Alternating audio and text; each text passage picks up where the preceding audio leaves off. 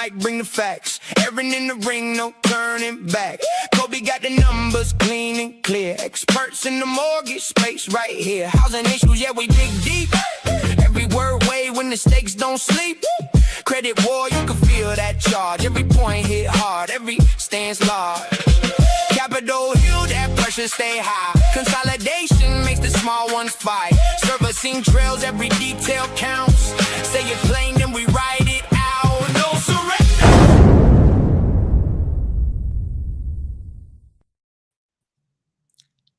Oh my goodness. America, She went there.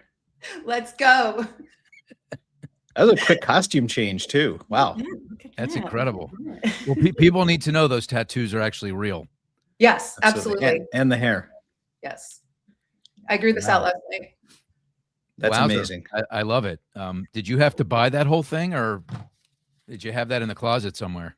Well, listen, you don't want to know what's in my closet, buddy. I think it's part of the, You know, that's a perfect segue because we're about to find out. We have a lot to talk about today. You know, first of all, there's breaking news. Our friend, one of our FOTS, friends of the show, Rich Swerbinski. He doesn't have a bigger fan than me, by the way, just so you know. I don't know. I'll fight you for that. I'll fight you for that. Real breaking news. Two Harbors Investment Corporation shareholders have voted in favor of a sale to Coby. Cross Country Mortgage. It's happened. It's finally happened. You know, according to Rich, this sets up UWM for a spiral of epic proportions. We'll find out what exactly that means. I'm sure he'll be writing about it in the days ahead. Yes. And we'll certainly be discussing it in the days ahead. But before we do anything, we've got a lot to get through here today. Pulte, title waiver, PMAC, Senlar, VA IRL fee, which could really materially change the ability for veterans to refi. Fitzgerald, construction lending, the GSEs getting into the construction game potentially. Non-QM delinquencies. Are there changes happening right before our eyes? And student loans, 2% potential cap being floated around. But before we do any of that, we've got to see what's in Erin's closet. And what better way to do that than to bring on the woman that raised her? So let's bring on Erin's mom, Greg's mom, and Kobe's mom. And Kobe, this was your idea. Hi, moms. How are you? Hey there. Hi. Yep, we've got all the moms under the kids. Kobe, you came up with this idea. You get full credit. Tell us what you were thinking. Well, you know, as we come into this very special weekend that Erin is so artfully illustrating in real time, celebrating the birth of our country with her Trump voter starter pack outfit, we are also wanting to celebrate the births of the No Surrender hosts. And this week, we've done a lot of celebrating around the show. We celebrated the FOTS, the friends of the show, and so many have raised their hands to talk about how much they love the show and the impact it's had on them.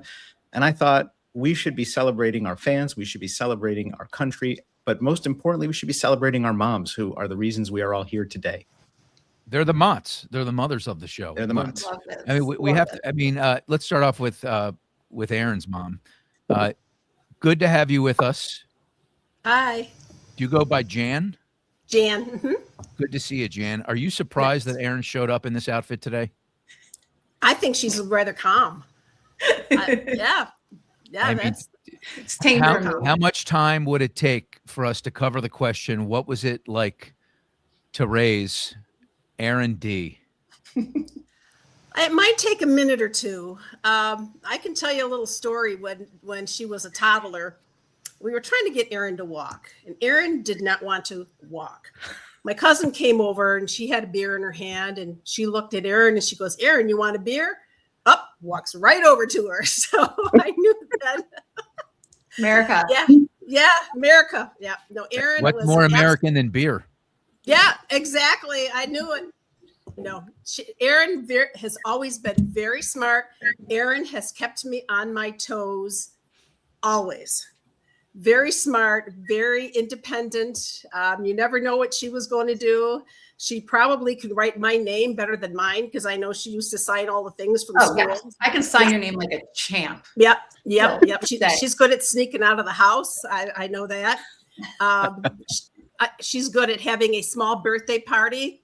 Small, and then I find out 50 kids are there. And the day before we sold the house, we had to scrape off all of the confetti. And icing and everything that was on the ceiling. So I love her to death. I am so proud of my daughter, and she's always been dynamite. And when you guys started this show and it was no surrender, I'm like, oh my God, that's Erin.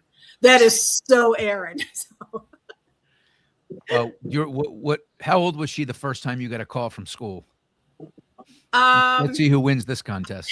Honestly, you want to know? Yeah, I the got truth. a call from preschool. How old? Yes. How old? Yes.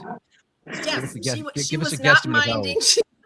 Yeah, I wasn't surprised, but that one wasn't too bad. And actually, I think a lot of the stuff in high school, I probably either didn't know about it or she had somebody answer our phone. So I looked at it this way. Well, honestly, Erin, I've said this to you.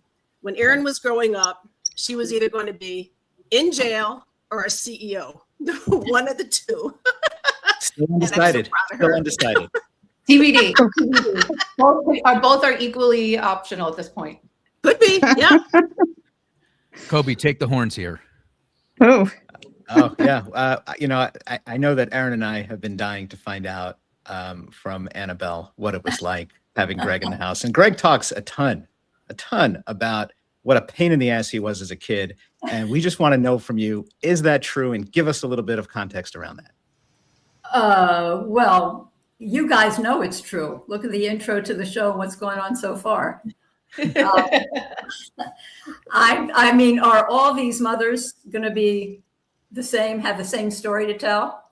I can just imitate what was just told. First of all, I have to say that we have 3 sons. The first was a challenge. The second one was a pleasure and a joy. And the third one was a pleasure and a joy. That I'm serious. That's Greg. Until he reached 2. And the terrible 2s, I'd say they left when he went to college. What was the seminal moment though? What's the seminal moment when you were like, oh my God, this kid's different? Well, let's go back. Let's go to sneaking out of the house. Okay. Greg snuck out of his bedroom window. I have no idea how he got out and how he got back in. And I didn't know till many times after he had done it. I think you confessed, Greg. So that was one. Greg's question, when did you get a first call from the school? Oh, yeah. 3 years old. I was at work and I got a call from, there were 2 headmistresses. They were about 60 years old, 55 to 60, short, little chunky, gray hair, very proper.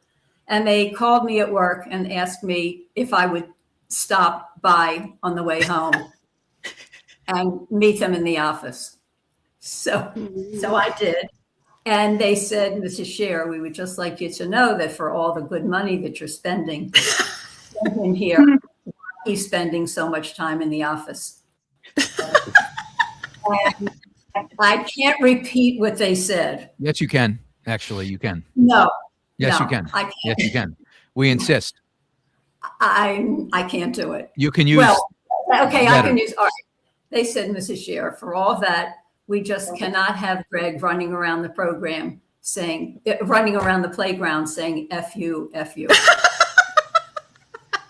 So that was, does that give you enough background or do you need more? No, that's good. That's good. He Mom. hasn't changed a bit. I love right. it. Yeah. I would say we definitely want more. We're going to have you back for sure. All right, all right, Esther, you're up. This man Coby, who was bartending during COVID, he's got quite a story beneath the hood here. So, tell us about Cobes. Tell us about Coby. What do we need to know? Oh, wow. You have like 3 years? No, I'm not kidding. I'm just kidding. Ditto.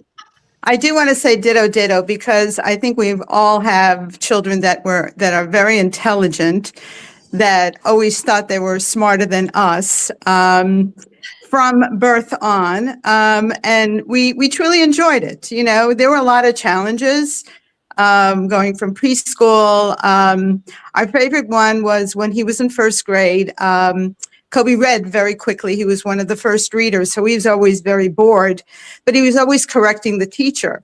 So one day he really got upset with the teacher and he said to her, tomorrow you can mark me absent because I'm not coming to school.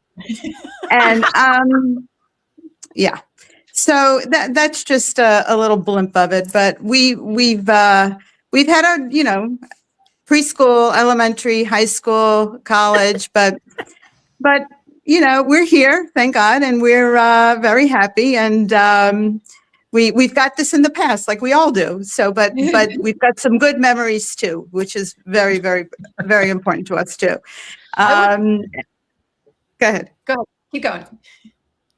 No, so that's really the crux of it. I mean, you know, this is that little picture of Coby is a very innocent picture. Yeah. I would like to know who So, was yeah. Kobe's most embarrassing celebrity crush when he was a kid. Celebrity crush. Oh, wow. Coby, I'm blanking on Yeah, that one. I mean, in fact, it was probably Don Mattingly, the first baseman of the It was Yankees. probably to be John honest. Travolta. How about Well, Greg? let me Who's ask Greg's- you what Kobe asked my mom. When was that moment you knew he was different? About 6 months old. Oh gosh. Yeah. Kobe's always been independent, that I could tell you. We were in Israel when he was about 11 months old, and he was walking and running and everything else. And this gentleman came up to us and he said that he said, wow, how old is he? And we said he's 11 months old. And he said, I have to take pictures of him. And we were like, my husband and I looked at each other and we were like, wait, what? You're taking pictures of, like, you know, we were kind of like askance on this. And he said, no, I'll send you the pictures. Don't worry. And Kobe was posing for him and, like, you know, running back and forth and everything else. Sure enough, 3 months later in the mail, we got pictures of Kobe at the Kotel. And it was amazing. And he wrote us this beautiful letter stating how he was so impressed with him and how so independent, and he was, you know, and he just cherished the pictures and cherished him. And that was a pleasant surprise. So, yeah, he was, yeah. Touching and creepy at the same time. I was going to That say story. that leaned heavy on the creepy, but I love it. Yeah, But it's a we beautiful were story. kind of like, do we call the police on here? What do we do? You know, but we were, you know, we let it go and we figured, okay, we've got our child with us. We can leave the place now, and that was assurance. So we let it go. But it was pleasant to see a letter coming from this gentleman and praising our child. So We got to Is turn he this still around. We got following you, taking pictures, Kobe? Like, do you still get pictures from him in the mail sometimes of you in the shower? Or I send him stuff every once in a while. We still keep in touch. Well, I think that It's, we should turn this around before we let our moms go and turn this into a serious thing for a moment and talk about what we got from our, you know, what can we attribute our success, what elements of our success we can attribute from our mothers. And for me, it's very easy. My mom is super smart, uber hardworking, very loyal, you know, very dedicated. And I think I got my grit and my work ethic from her for sure. So thank you, Mom. I appreciate that. I will say I was the hardest kid to raise. I got kicked out of, I don't know, how many schools do you think, Mom, legitimately? What's the number? I'm being serious. What do you think? If you had to guess, what is the number? I'd have to go for 3. It could be 4. Wow. So, I mean, The it's more than that trifecta. for sure. I Got can me think of beat. 3. I lot can of- think of 3 just in high school. But it was not an easy road, and here we still are. And I owe a lot to you, so I appreciate it. All right, Erin, your Well- turn. Let's talk about Jan. first, I would like to say, Jan, at least I wasn't that bad. So come on now. But True. yeah, you know, I say the same. So one of my favorite stories about Jan is whenever I was on vacation from school for a day or a week, whatever, she would have me go to her office and, you know, collate papers, do basic things. 2 weeks later, would get paid a paycheck, but she would deduct taxes out of that paycheck. And so, you know, I would say work ethic and kind of my understanding of what the work system is like, and probably my initial hatred for the government. Good girl. Huh? Well, Last love but you, not Erin. least- At last least but our not least, taxation Toby. system. Here we go. Well, I've told this story many times about how I got my start in mortgage working for my mom, who's been in the mortgage business now for almost 40 years. I think she's got almost 40 years in. So next year we'll have her back on to celebrate her 40th year in the business.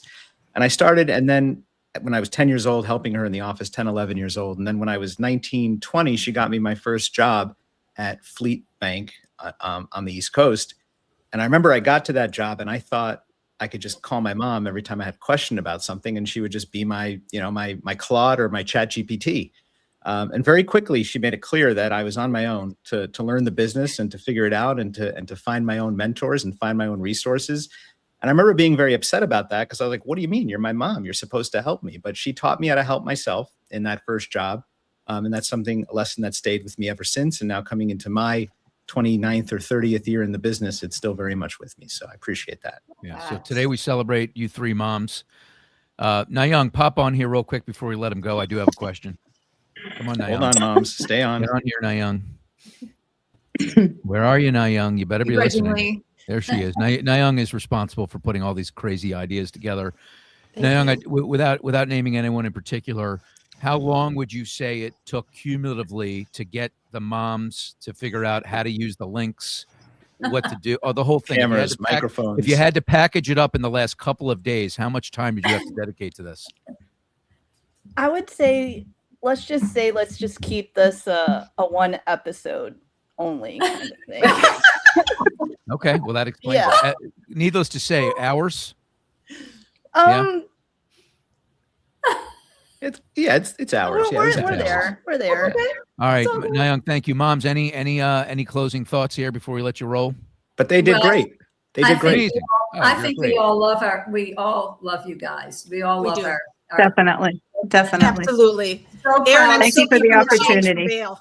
Greg, after all that, so could not be prouder of you. You're just a super guy. Seriously. Love you. Even with all that. Thank you guys. Yeah, it was really a pleasure. Thanks for coming on. Bye. All right, see you later. Bye. Thank you.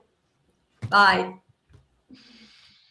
Erin, awesome. do you continue to wear that outfit the entire show, or do you return back to Erin now that we're shifting focus? I mean, do you want me to take this outfit What do you off? think, Cobe? I'm What do you 50-50. think? I might say be leave it on. 55. I I might want to be leave it on. 55-45. You want to leave it on? Yeah, because all the clips now are going to be like her talking about serious topics, looking like that, and that's gold.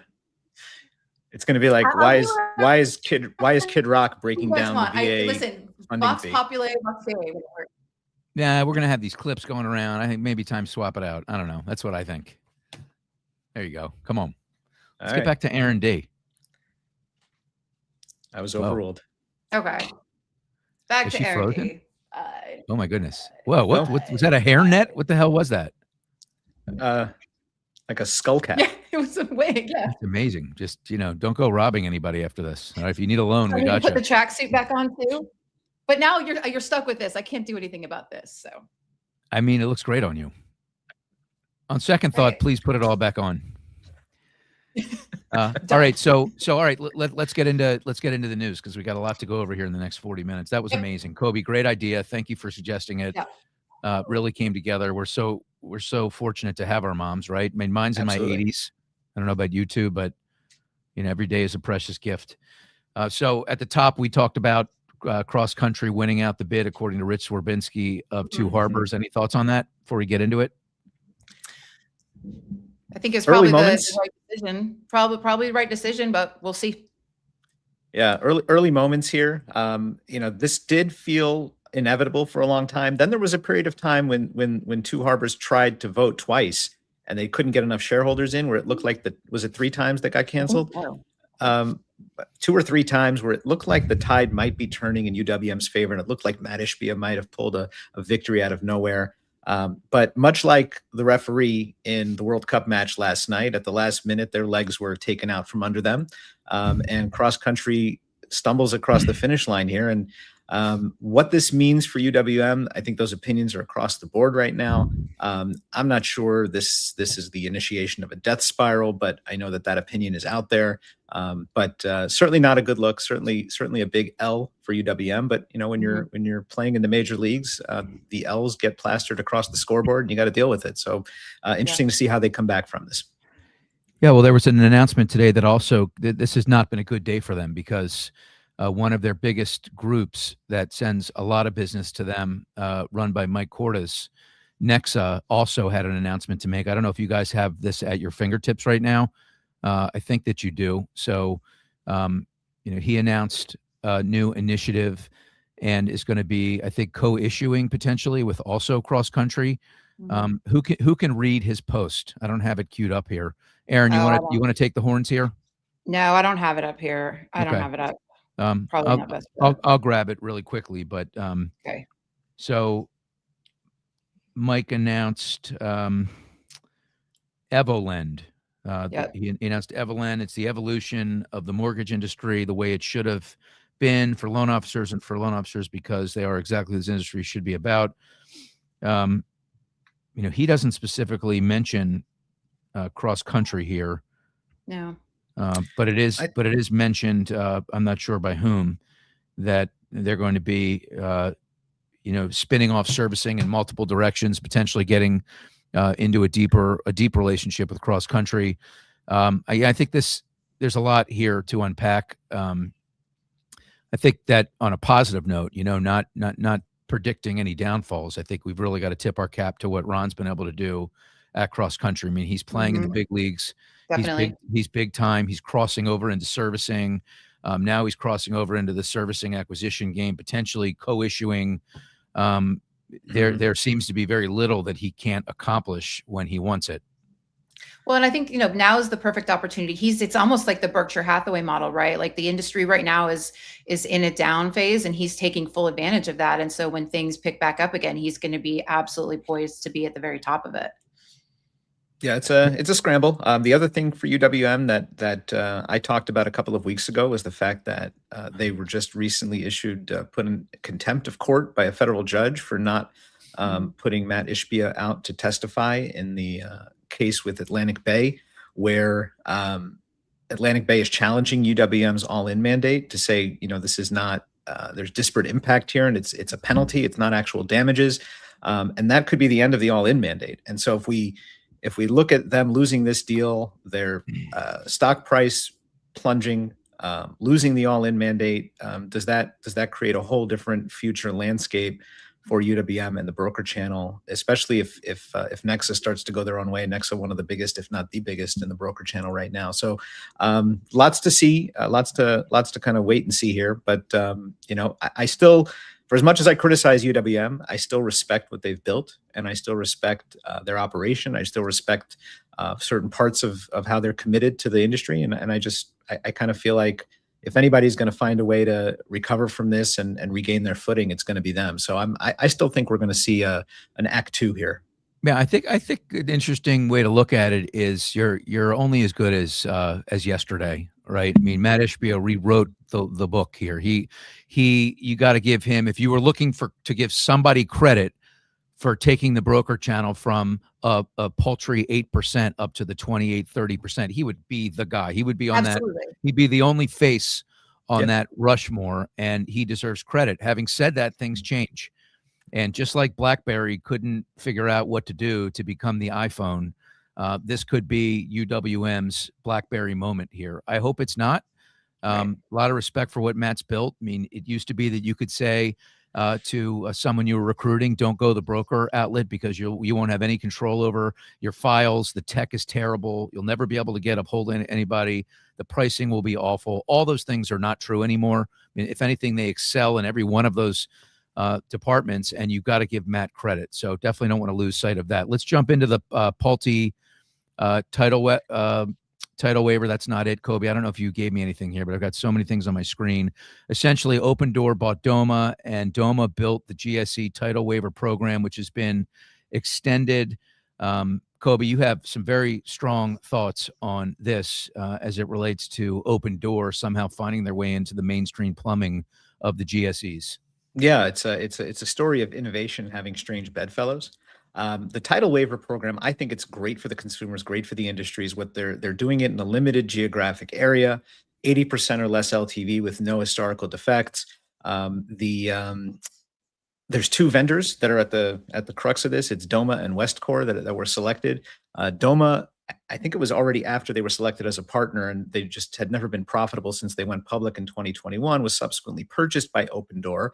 And so now Open Door, this company that spreads malicious falsehoods about the industry being this bloated, profitable industry that adds 300 to 350 basis points of margin to every deal, they're now embedded with a GSE program meant to alleviate costs on title for a whole swath of consumers. So it's interesting to see, okay, we've got this good program. We like it. It's good for consumers. It potentially could expand beyond where it is now. But who are the people that are involved with it? And I think that's interesting. And I've have a lot of beef with Open Door for just the marketing campaign that they've spread, and they're all over Twitter constantly talking about how our industry is bloated, our industry makes too much money, and we're ripping off consumers. And I don't even think we're giving them enough attention as far as what they're doing, because this is a coordinated, massive campaign on Twitter. If you go on there, you'll see what I mean. On the other side of this is the title industry, and the title industry is involved now in this protectionist campaign because they want to keep their piece of the pie. And they're saying, well, you can measure defects in a pilot program for a couple of years, but really what happens is you'll see the results of this in 8, 10, or 12 years. And that's when the rubber is going to meet the road, and we'll see if there are really some negative implications here. So the title company, specifically Alta, which represents 6,400 different title companies and title agents, massive lobbying power in Washington, is fighting this. They've already gotten something like 40 or 45 senators to start pushing back on this. And we'll see where this lands. So ultimately, is it going to be the consumer that wins here, or is it going to be the lobbyists? And then we can start to pick apart who the partners are in this program. So there's so many layers here, super interesting. But I do love that. I'll give credit to Pulte. That he's doing something to actually lower the cost of buying in our country. He's actually doing something. Look at that. Really? So yeah. You ever heard of Vantage Score? Have you seen that 10T just got released? FICO 10T, yeah. Do you think that happens if Pulte's not in office? Because I'll give him credit for that too. I'll give him credit for that. I mean, that's a lot. That's a lot of credit. Okay, those are a lot of credit. Things. That's it. It's all you're getting out of me today. It's enough. Yeah, Erin, what are your thoughts on the title waiver? So I think I tend to trust Coby's instincts when it comes to the Open Door DOMA. I'm not going to get involved in that. My concerns are, we are seeing a rise in fraud and title claims. We are seeing a rise in fraudulent deeds. We are also seeing, we just talked about this the other day, AI lawsuits that are being filed that are BS, right? And so in my conversations with people in the title industry, shout out to my friends of the show, Natalie Hill et al., is that it costs 6 figures to defend against a bogus title claim. And so now if we are starting to go and have where borrowers do not have this duty to defend, duty to protect against these fraudulent claims, that we could be setting consumers up for very, very expensive legal processes that they're currently protected from right now. And so I am concerned that this could not be the consumer protection that we think that it is, to save $1,000 or $1,500, whatever, on title. I'm very concerned because of what AI especially is perpetrating, and how we know that there are people that will go and take advantage of loopholes and will take advantage of gaps in legal protections to go and file lawsuits. And I'm very concerned that even if these are bogus and can be batted away in court, that consumers are not going to have protections here. All right, that's good on that. I mean, for me, consumers are saving money. Title has been future scary. Hang on to the status quo, right? That's fine until you're one of the ones that has having to pay $150,000 to defend a baseless claim. So the specific things a mortgage company should worry about: no insurer's reserves behind the loan when a defect surfaces. That's one thing. We're kind of talking about it. Less exposure shifts to whoever holds the paper, the lender, servicer, or GSE. Title has been egregious, and I know because I owned a title company once upon a time, and I saw the amount of the premiums that we were able to keep. So it's good that there's progress being made. If consumers are benefiting, I'm not sure they're going to be the ones holding the bag at the end. Normally they are, right? So I'm good in watching this play out a little bit. Let's shift to the VA IRRRL fee increase. This is something that kind of came out of nowhere. Our good friend, Brendan McKay, he runs the Brokers Action Coalition, has been working really hard, both on Capitol Hill and behind the scenes, to make sure that this doesn't happen. What's being projected is potentially the refi fee going from 0.05 to 1.42. And just to give you an example, on a $325,000 loan, that fee will go from $1,625 to a little over $4,600. and that's going to take the recoup period of time close to 5 years, which will knock a bunch of people out of contention for getting the ability to refi. It completely smacks in the face of what the EARL is all about. On the other side of the coin, it does help some veterans that are in even worse shape, disabled veterans and such. So it's a very, very tricky situation here. It's like anything else. You got to look at it and see what the benefits are. In this instance, so many veterans have gotten into loans with the promise of being able to do an EARL behind it, and they have served our country. We need to protect this for them, find another way to get to the funds, and some have been appropriated already. I asked Brendan McKay this morning to give us the absolute very latest on the progress of trying to thwart this momentum, and here's what he had to say. Hello, no surrender. Brendan McKay here for a quick legislative update on a bill moving through Congress that has caused the funding fee on EARLs to go from 0.5% to 1.42%. It is part of the Take Care of American Veterans Act. This is a package of veteran bills, many of which would enhance benefits for some veterans, but all at the cost of others. Once it got rolled in there, it was all hands on deck. Industry groups came together, started collaborating, syncing our messaging up, and pushing back. We honestly thought we were dead in the water in the House. There was a vote scheduled for last Wednesday that we thought was going to pass. But then the day before, in response to pushback from industry groups as well as from veteran groups, that vote was canceled. So where are we at right now? Well, we're still in trouble. This very much could still happen. But given the Senate schedule, we don't think there's going to be a time for a vote until later this year. So for now, it appears we have time, but that could change, and it could change very quickly. So we need you to make your voice heard and make it heard now. If you have not already, please complete the back's call to action. It is written in channel agnostic manner, and every single letter matters. We've already said 866, and they are making a difference. Thank you, Greg, Coby, and Erin. Back to you guys. Whoa. So first of all, were you playing that at like 2.0 speed, or did No, he no. What it crack was in his is- cereal this morning? No, it's not that. It's that I challenged him to be a minute or less. And so he initially sent me a note saying, hey, I'm at 90 seconds right now. Will that work? I said, you got to cut it down. So, I mean, he was talking, he's probably still catching his breath from that, but what a My great heart's job. beating from No, listening to that. he's just, that guy is amazing. Let's just call it what it is. And, I love how he points out channel agnostic, right? Because there has been friction between broker and the guy just wants what's best for the consumer, right? And so he's definitely all of us. He's one of us. But let's get to the issue, because this can bypass the committee and go straight to the floor, and it can do a lot of damage here. Erin, we'll start with you on this. Yeah. So first I'm going to say, Greg, this is where you and I differ, because I usually challenge guys to be a minute or more, not a minute or less, but that's a whole other topic. So, I'm honestly just super frustrated with the lending industry, people constantly coming and dipping their toes in the lending industry. Do you want me to stop for a minute? Oh my God. How red is my shirt? Is my It matches face your redder shirt? than my shirt now? Oh my God. Well, all right, keep going. No surrender. Right. Well done. Okay, Well so- done. Bravo. The one thing that we need to clarify is you can actually deduct the funding fee from your recoupment period. So that is like a caveat that I want to give, but that doesn't make this any better. And the fact that we are funding one veterans program on the back of another veterans program is absolutely egregious. When this was originally proposed in November, they were trying to remove the exemption for second use from disabled veterans. So maybe this is a little bit better, but you're still using mortgage lending as using that to benefit other programs. And we all want veterans. And I think there's other ways we can look to find the funds. Don't subsidize one set of veterans for another set of veterans. It's just absolutely bad policy. NBA, BAC, CHLA is all behind this. All of the veterans groups are against this.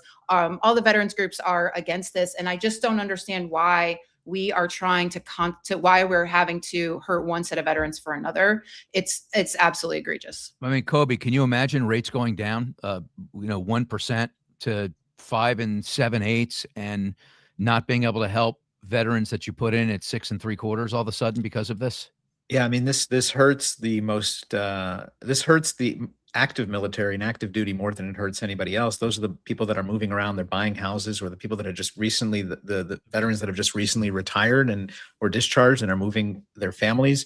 I heard Gay Veal on Sarah Wheeler's podcast. I think it was yesterday or this morning, and she brought up a good point. Gay Veal, very prominent broker now, served in the Air Force for 30 years, and she said this is not a veteran responsibility to fund other veterans. This is essentially an American responsibility. We have a responsibility as American citizens to take care of our military and those that are putting their lives on the line.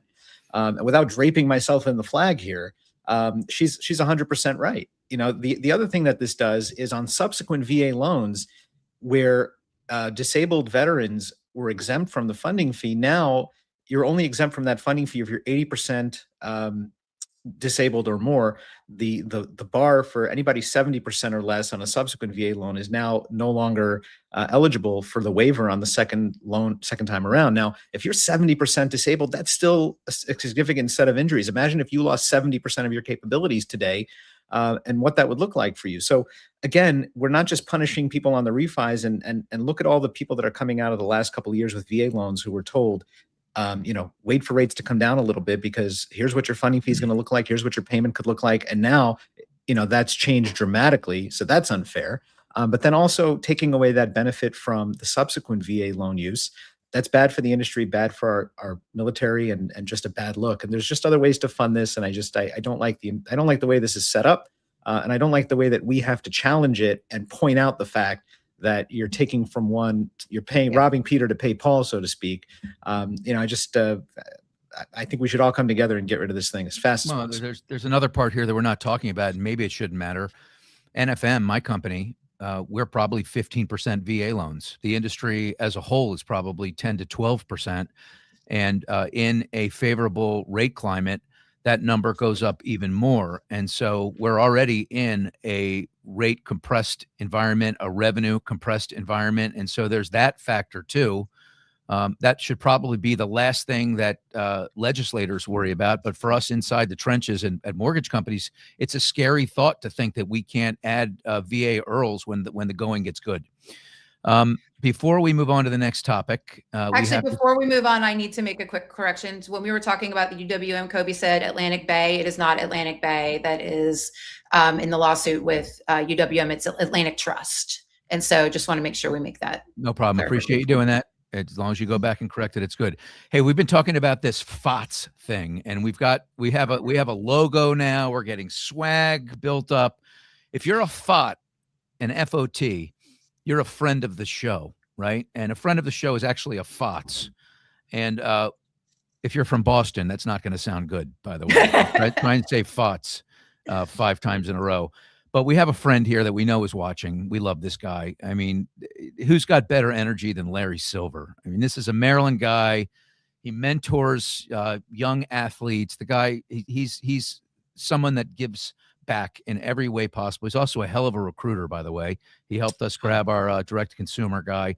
Just a big shout-out to our boy Larry Silver. Cobe?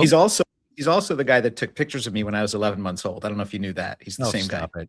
All right. Now, for some reason, Coby, you cannot stop talking about this right here. And Erin and I have been busting your balls a little bit on this. The PMAC Cenlar acquisition. PMAC, of course, acquiring Cenlar subservicing business, roughly $740 billion.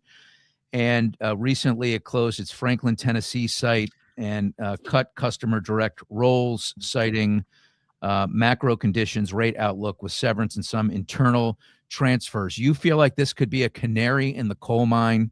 Tell us why. Well, PMAC recently, they're about to close. I don't think they've completed the deal with Cenlar, but Cenlar, you know, the $740 billion in unpaid loan balance, 2 million loans, the direct-to-consumer call channel with rates that don't seem to be coming down. So you think about, you know, where MSRs are in a high rate environment, they have more value. You think about where a direct-to-consumer division has in a high rate environment, they have less value. And to me, it's like, well, we've seen the industry take servicing more and more seriously, and it's become more and more prominent as a play. I think the Cordis post today just shows you where Nexa is thinking about servicing as a recruiting and retention play with loan officers to have them get in on the action as far as the income. And I just feel like, you know, are we going to start to see this push away from, or this pull away from direct to consumer operations, and more towards what can we do on the customer retention side on the servicing? So, which also has a direct to consumer element. Let's be clear on that. But PennyMac doing better in terms of originations year over year. So the layoffs to me are not, even though they talk about it being the current market environment, I think it's a strategic play because they're still a top 5 lender with year over year gains. And I just think it's interesting as we continue to see servicing become more of a strategy than ever and more of a component of a mortgage company that's becoming a pillar.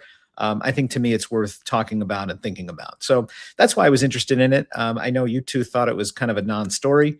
Yeah. But to me, sure. but to me, when I see a top 5 lender make a move like that, I have to think, well, what does it mean for the rest of the industry? Yeah, I think it's one office. I think you applaud them for being proactive. They made a bet that rates would go down. All of a sudden, bombs started dropping, and they pivoted quickly. More companies should pivot quickly like this. So I tip my cap to them. They're one of the stalwarts in our industry. I don't expect that to change anytime soon, and I don't think there's anything we should really read into it other than everyone's making adjustments right now based on forecasts and how we were forced to pivot, from what we thought would be an environment of sub 6% rates. That office was only open since 2022. I mean, that's we know rates are going to be higher for longer. We're not going to have that environment. And also that same way PennyMac, also just announced massive investments in AI, voice technology and all of that. So I think they're just kind of doing what we all know where the industry is going for this. Yeah, you guys are making my point for me. This is exactly, I just thought it was worth mentioning and worth noting since we have the pulse of the mortgage industry. Oh, I like that. And soon we'll have even more of a pulse when I have my podcast with Jen McGinnis, the wonderful Jen McGinnis. We're going to be starting a show called The Pulse. So thank you for that layup, my friend. No Supreme Court and the Fed. The Supreme Court rules Trump can't fire Fed member Lisa Cook, grants him more power over other independent agencies. And Coby, sort of kind of like the what we just covered with PennyMac, nothing's really changed for the CFPB or FHFA. I mean, they have been at the beck and call of the president here since I think 2021, something material happened. So, there are a couple more departments where the president can push people out, many more departments, but the Fed is still protected. And I think that's the most important thing here. To me, it's official now. It can't be done. The vote was 5-4. I think it happened on June 29th. Erin, your thoughts on this? Yeah, I mean, I think it's important, a couple of things. One, to say it's not that Trump can't fire, it's that there's a procedure and a process that has to be followed, and he did not follow that, right? So it has to go back. She has to be notified. She has to have the opportunity to defend her case, right? She has to be given due process. And that's why that is so important, especially with the Federal Reserve, is because this organization sets monetary policy, right, and executes monetary policy that doesn't only affect the United States, but it affects the whole world. And so we need to make sure that that's not blowing with the wind. And so now Trump has to go back and he has to follow the process. So it's not that Federal Reserve governors can't be fired, period. It's just that there actually has to be cause, and you have to follow a procedure. And that is absolutely important. It's important in following the rule of law. You have a federal government terms that have 14 years. And there's a reason for that. It's because they need to be able to withstand the winds of politics, right? And so I think this just helps reinforce this, and I think it was the right decision. Yeah, I agree. I think it affirms the independence of the Fed. The fact that the Fed is a quasi-private agency to begin with, and as Erin pointed out, the staggered terms and just the expectation that we have that they're going to be able to guide us without interference. And I think this is a reaction to all of the haranguing that the president did of Jerome Powell in the last year of his term. Does it further protect Warsh when he's looking at this ruling to say, okay, I was appointed and I was a friend of the program, but I still have to now act independently, and I've got my own term to consider after Trump leaves office. So what does it mean for me now? So I applaud it. I think it was good to kind of say, hey, you can still get involved in publicly calling someone out, but you can't just stack the board with people that you think are going to do what you want to do to further your own economic policies. That alone has estimated to inject about 150 to 200 basis points into the market in the wrong way. So I think this independent affirmation, I think, is good for is good for the Fed. It's good for monetary policy. It's good for us in the mortgage industry. Let's do the Hackalier Warsh check if we can. First week, you thought the guy was full of it. Second week, you were starting to warm up. It was a wait and see. We have a little more data this week, the way he's been behaving and presenting to the market. What do you think now? Are you warming up even just a slight bit more to him, or are you still where you were last week? I would say warm is probably a strong word. Tepid. Okay. Would you like the word tepid? Yeah, Okay. tepid. Negative connotation. but we'll I'm take running it. my fingers are under the faucet. I'm testing it out. We'll see. He's not Yeah. ready to put his toe in yet, though. He's not ready for that Yeah, bubble no bath. no toe. It's like a tip of my finger, just the tip. Just That's a the tip. tip. How many fingers, the more tip. importantly? I think two. How I many think two is fingers the does it take appropriate- for you, Coby, to get that good feel? with Kevin Warsh? It's Yeah. it's at least 2 or 3. Yeah. Oh, wonderful. Very good. All right. Excellent. All right. Let's shift now to the Fitzgerald construction lending bill that would let GSEs buy construction loans for the first time, opening up a new capital channel for builders targeting middle income housing. Coby, this was just introduced June 26 as part of a 3-bill package. What do we need to know? Yeah, Fitzgerald is a congressman from Wisconsin, very active in opining on housing policy based on the committee that he's in. His last big statement, by the way, was about limiting Fannie and Freddie conventional loan limits. He wanted to limit that and push more money into the private secondary market. So didn't agree with that. Do agree with this. This is part of a 3-part bill that also wants to take Fannie and Freddie out of conservatorship. He says enough is enough. It's time for it to come out, but we'll focus here on the construction end. I really like this bill because it's the first time I've seen a politician at least acknowledge that, hey, we've got a massive supply side problem and we need some solutions. And so what he's wanting Fannie and Freddie to do is back construction loans, which they've never done before. And not only back construction loans, but back construction loans for people that are in a certain segment of median income, so that more starter homes can be built. Where this misses the mark, I don't think it misses the mark, but I say where this falls short is that you can provide better financing and bring a lot more people into the construction loan game and make it cheaper. It doesn't solve the labor problem that construction has in keeping its costs down. We lost about 2 million construction laborers during the Great Recession. And it also doesn't eliminate any of the permitting and zoning issues that we have at the local level. So it provides financing that's probably 1.5% to 2% cheaper if it were ever to go through, but it doesn't solve the problems on the other end, which is labor costs are too high, the zoning costs are too high. But I think it's a step in the right direction, so I applaud it. And when we look at it juxtaposed against the Road to Housing Act that I thought was full of a lot of meaningless gestures, this one has real levers attached to it that I think could actually help us. So I applaud Congressman Fitzgerald. I want to see more of this stuff and keeping this conversation in the forefront. Erin, can it happen if the GSEs are still in conservatorship? It doesn't feel like it could. I mean, there's probably still levers for that, but I mean, I think that the conservatorship is such a bigger issue, and I don't know that bill that he put forward really kind of addresses what it's going to do to the market. But in terms of supply, I agree with Coby. Generally speaking, I think that it's clear we're not going to have one solve all problem to our housing issues. We've got to have lots of little small fixes. His idea about changing the way the loan limits are set is pretty interesting to me. The conforming loan limit, instead of tying it to values, he wants to tie it to income. And if we had done that, the average, if house prices had moved with income over the last 40 years, the average home price would be $291,000 right now. So that's a very, very interesting tact there. But the thing that I'm concerned about this is I don't know that it's going to meaningfully help at all, right? So if you look at the areas where, because what's attached to this bill is that you have to be building homes within the 80 to 130% AMI. And if you look at the average cost to build in those areas, homes are already being built in that AMI affordable area. So yeah, maybe you're going to have a little bit cheaper cost to build. That's always a good thing. Is it going to bring more supply for people that couldn't otherwise get it? Probably not a lot. In the areas where they need it the most, in the Northeast and on the West, the cost to build is so much that you can't build homes within the 80 to 130% AMI in these areas for what it costs to build. So it can't do anything in those truly tough markets. And so again, it's another on the margins thing, but is not going to have a massive impact. Just want to let everybody know conversation that, starter. Yeah, absolutely. For sure. In the comments, if you want to submit your vote against the proposed VA hike on the refis, the link is right there in the comments. So please go in the show notes. It's very easy to fill out. support this for us so that, veterans can still get a really nice, easy, cheap IRL when rates qualify for that. Non-QM.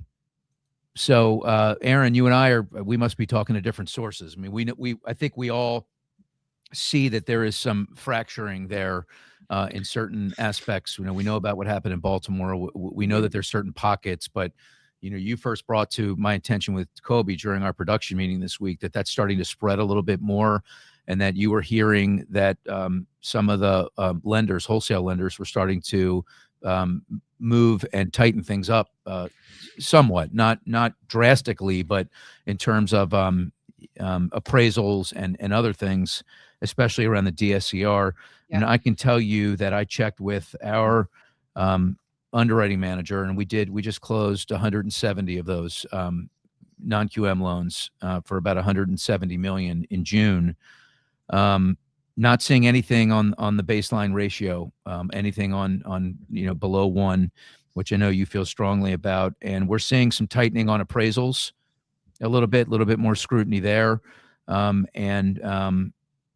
people that don't have any previous skin in the game, we're seeing some things bubbling up there. So if you're living with your parents and you've never owned a home before, and you own no property, they're making it a little bit tougher. But I know you've got sources, and you're hearing a different variation of the story. No, I think I'm hearing the same thing, is where DSCR, especially on the DSCR portfolio, but generally speaking, non-QM lenders are starting to make adjustments based on what they're seeing in the market.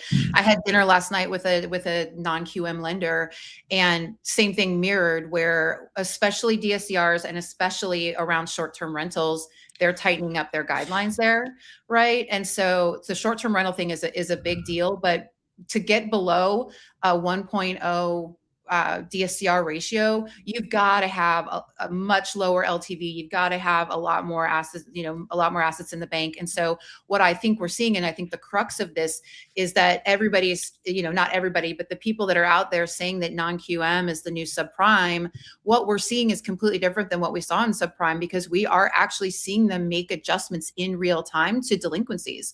Delinquencies are getting higher in the non-QM space, but it's led primarily by bank statement loans, P&L loans, right? That's really where we're seeing the delinquencies. Generally speaking, DSCRs are still performing pretty well, and they're making real-time adjustments to the guidelines. And we're also seeing an adjustment to fraud, something that we didn't see during the subprime time, or the lead up to the great financial crisis, is you're seeing lenders actually communicate and discuss what they're seeing from a fraud standpoint, and trying to make adjustments there as well. And so I think this is all positive. Yeah, I agree. And I think, Greg, you actually made the point when you said you're not seeing big changes. What you are seeing is a little bit more thoughtfulness and intentionality. Yeah. The 2023 vintage, when we were coming out of the rate shock and lenders were scrambling to make loans, maybe we got a little bit too loosey-goosey. Remember, the non-QM stuff is only about 11 or 12 years old total. So in 2023, it was 7 or 8 years old. It was still in middle school or elementary school. Getting kicked out of 4 of them. Getting kicked out of 4 of them. In 2025, the numbers already start to look better. We're projected to do about 175 billion this year in non-QM as an industry. In 2005, 2006, 2007, what did we see happen? We saw the guidelines getting looser and looser, and more products coming, and the CLTVs getting higher. We saw every time we saw one vintage of loans, go through, we were like, all right, well, now we can go from 110 to 125% CLTV. We're seeing the opposite now. We're seeing a lot more discretion. We're seeing 65 DSCR go to 1 and above. But that 2023 vintage is scary. It's 11% 30-day DQ. Do you know what else was 11% 30-day DQ? The height conventional loans at the height of the Great Recession were 11% 30-day DQ. So it is a scary number. Obviously, that percentage is tiny compared to what those numbers were, but the percentage was the same. So certainly something to think about, but there's no way to make the comparison now definitively that non-QM is the next subprime. It is I'm happy to see this, because I threw a lot of caution to the wind, thinking that they would just be overzealous and throwing more and more and more at this. The question I have, though, this is a real question. I don't know the answer. Previously you had the big banks that were participating in subprime, right? You had Bank of America, Chase, all these people. On the non-QM side, you've got Deep Haven and some other lenders. Are the big banks the ones that are, buying this stuff, or is it the tier under? And you're saying no, and that's what I thought. And Yeah, so I it's the think big that, institutional investors, well, especially I insurance think that's companies. that's probably why they're Yeah. it's not getting lost in the shuffle. They're being smarter. They're being more protective of their money. So that is certainly an element to consider there. And great if this doesn't turn into a disaster. It doesn't seem like it's going to. So thank you for bringing that news to us, Erin and Coby. I know you'll continue to track it. Just one side note on this. Of the 170 million we did at NFM in non-QM loans, 65% in June were DSCR, 20% bank statements. The biggest growth we're seeing right now, this comes from our underwriting manager, 15% were asset loans. That's asset qualifying, money in the bank, portfolio of assets. To me, that seems like, the creme de la creme. So I love that that's growing. Be great if that could take more market share, right? Because there's real meat on that bone. Lastly, let's get into this idea that student loans could potentially, there's a bipartisan bill to cap federal student loans interest at 2% retroactively. Coby, I think you brought this one to the fore. I'm just like, Biden paused it, I think shortly after COVID or before COVID, whatever. Like, we keep talking about how to rejigger these loans that people took out. I'm the guy that when a guy signs a 5-year contract to play in the NFL and he has a banner year after 2 years, you can't come back to the table and say, pay me more. Like, you agreed, like, if you've got a student loan and you've agreed to the terms, pay the terms, right? Because someone's got to pay the price when we take that 8% or that 7 or that 6 and knock it down to 2. That money's got to come from somewhere, and we're fiscally not in any position to be cutting corners there or anywhere else as a government. Yeah, but we have lied to our younger generations about college and what these degrees mean and how much money they're taking out to get these degrees. The university financial industrial complex is one of the biggest lies ever told. And we've basically given money by the trillions to student loan borrowers to get degrees that don't necessarily translate to anything in terms of real world work and real world opportunities. And so I think there is a comeuppance to be had. And I think just because you signed a deal doesn't mean you have to live by that deal, especially if that deal was signed under a faulty premise by somebody who was 17 or 18 years old. Is so interesting to me, Coby. Can you give me an example of how somebody was misled into wanting to go to college and take out a loan and pay 7%? How were they? Well, just look at the degrees they were going people to get graduate something with. they didn't get? Just look at the degrees people get. I mean, the example I love to bring up is, you can get a $300,000 worth of student loans to study Egyptology. Guess what you can do with Egyptology? You can teach Egyptology. So there's that, and there's so many liberal arts degrees that don't mean anything and don't translate into real world skills. To me, most kids right now are and we've talked about this on the show, most kids are better off going to some kind of trade school or vocational school than burying themselves in debt before they even get into the workplace. And we wonder why kids are waiting till they're humans, adults, waiting till they're 40 years old to buy a home. Guess what? Because they've got massive student debt with massive payments every month, and they simply can't afford it, and they're falling behind, and the wages aren't growing. So we've perpetrated this massive lie on our younger generations. We're still in the midst of it, and if we want to give them some relief, I think we should. Yeah, this isn't landing with me. That's like saying someone went to school to be an architect. And now that business is not what it used to be because AI suddenly appeared, and that's not analogous. Okay. Not analogous. Whatever. No, the point is nobody is forced. You're saying that they were propagating lies. Like, if you decide to sign up for an institution, you should know what that profession pays. You should have a good feel for what you're getting into. And I don't agree. But what we're talking about here, there's two different here. One is you're talking about knocking the student loan interest down to below to what the government's costs of funds are. So now you're asking people that didn't take student loans, people that paid for it themselves, worked 3 jobs in high school or in college like I did, people who went into vocational school. Now you're socializing those losses. Now they're having to cover the delta between the cost of funds of the government and this 2%. But this is treating the symptom and not the disease. Coby hit the nail on the head, but he didn't take it all the way. So yes, absolutely.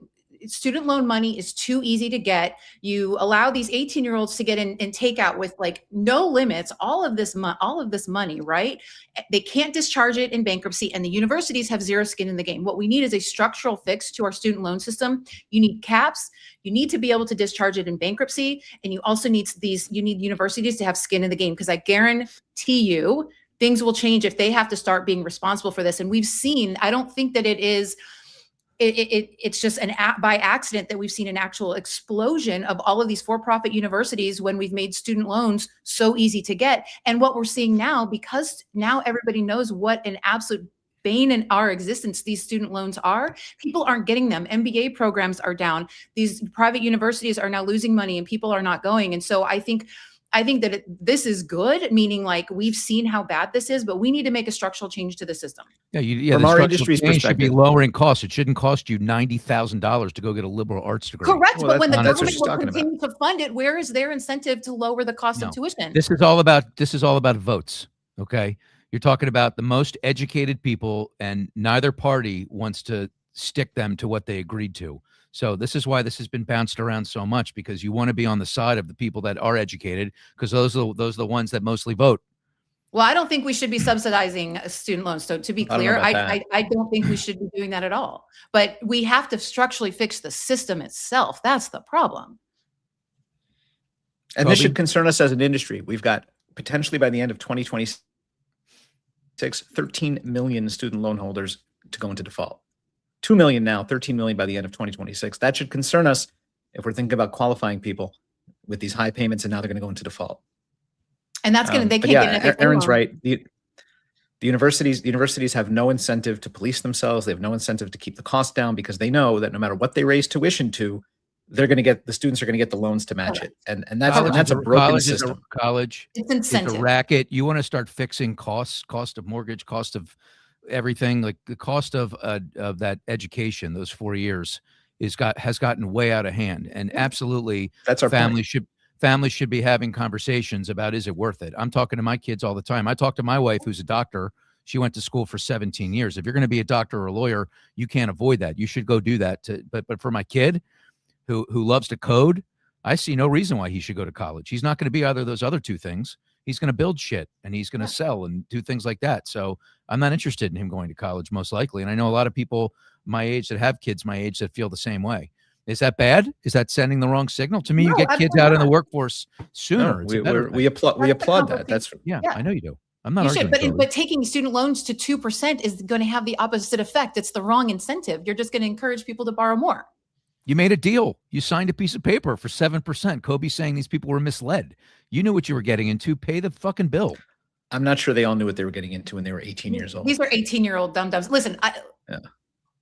you know where I stand. I'm not for subsidizing it, but I But also yeah, think They're not, I they're do not agree- 18. I do First agree of all, with they're the not premise. 18. They have parents, most Yeah. of them. Like, come I on. do agree with the premise that if you lower it to 2% and then you keep giving out the money, then all you're doing is incentivizing the university system to keep raising their tuition. That's not what it has to come with, guardrails and a fix for the future to say, okay, here's what it's going to look like going forward too. There this bill has, don't do it. yeah, exactly. Yeah. So Otherwise, how do it's we- runaway how- train. How do we solve it? Shouldn't people just pay their debts? We can talk about a reset. or no? Caps on what you can get discharged through bankruptcy, university skin in the game. At the very least. Yeah. Yeah, or maybe less universities, or maybe more universities collaborating, working with each other to bring down costs. I don't know. Anyway, Work 3 jobs like I did. you did, but apparently you were a very bad girl, according to your mom. Sneaking out of the house, Erin, what the hell were you thinking? Sir. A couple other things that are happening, and then we got to give a shout out to another FOTS. Non-farm payrolls increased 57,000, slower than downwardly revised 129 number. This came out this morning, added in May. Household employment plummeted during the month to 507,000 fewer people reported to work. And then also FICO 10T released historical FICO 10T data sets, loan performance from April 2013 to September 2025. We'll have to get into all that stuff on the next episode. And before we say goodbye, we got to pay homage to one of the great guys in this business, Tim Rude. And this newsletter is Love a him. must have. He's got 10,000 subscribers and growing. Impact Capital is just it's the most important piece that I read every morning. It's the daily dose of real estate created by Tim and the DC advisory firm Impact Capital. Just a couple of things that he covered in the last couple of days. The Fed keeping its shield. We talked about that, the 5-4 vote. Everybody else lost theirs, talking about how everybody is subject to the president's iron fist. But then he peels it back another layer and says, then the staff too, a June executive order, the newest version of a policy once called Schedule F, stripped job protections from senior career employees and made them fireable at will. So, and then he says the bottom line, agencies that write and enforce the mortgage rules are becoming far more answerable to the White House and far easier to reshape by removing the people inside them top to bottom. Perhaps the most salient point, this is a newsletter you must subscribe to. Kudos to Tim Rude. Love him. Good guy. Anything else, folks? The cards. Oh yeah. What happened to that? They're here. You want me to pull this up right now? Yeah. So Coby, we just talked about having a baseball cards, mortgage baseball cards. So I decided to create some in the style of Garbage Pail Kids for the three of us. So we're kicking off the trading I card. actually have cards in front of me. I'm a sports card collector. I don't know about the RIP. That's a little sad. On the green shirt? Did I die? Is that my old shirt? Like what's going on? That's the funeral shirt. That's the shirt. That's the funeral shirt. Okay, got it. Yes. Got it. Yes. So, I'd like to see a new trend. I'd like to maybe we can see some mortgage garbage pail kids out here. I love these are my favorite as a kid. So thought I would give a nod. There's a few why do I look like Billy Crystal? Oh, how about the best part of this whole thing? You do look like Billy Crystal. I pointed that out. Is right on the left side of Coby's picture, that picture of Elizabeth Warren for president. I don't think Coby would mind that, honestly. I think he might be okay with that. I don't like Elizabeth Warren. Okay. But everything else is spot on. Including the fact that including my t-shirt, I do love touchdowns. Thanks, Aaron, for pointing that out. Hey, what about this feminist AF? Is that you? I think it is. He's right got here. his little pink hat. On your computer, on the back of your computer, it says coexist and then feminist AF. No one supports women in this industry like you and I, Greg. Yeah, of course. All right, buddy. I'll buy that. Well, look, we got through this somehow. I thought this would be like a 9-hour episode. Happy 4th of July to you. Thank you to Na Young. We just love her. Always pushing all the right buttons. We're not taking a break next week, right? We're full throttle ahead. Let's go. Absolutely. I'll be broadcasting from Houston next week. And I'll be in Ocean City, Maryland. Ooh, all right. Let's go. Happy 4th of July, everybody. I'll be right back here. America. Until then, happy 4th. No surrender on the show. We go toe to toe. What's fair? What fails? Who gets the own? Hot news, hot takes. Raise the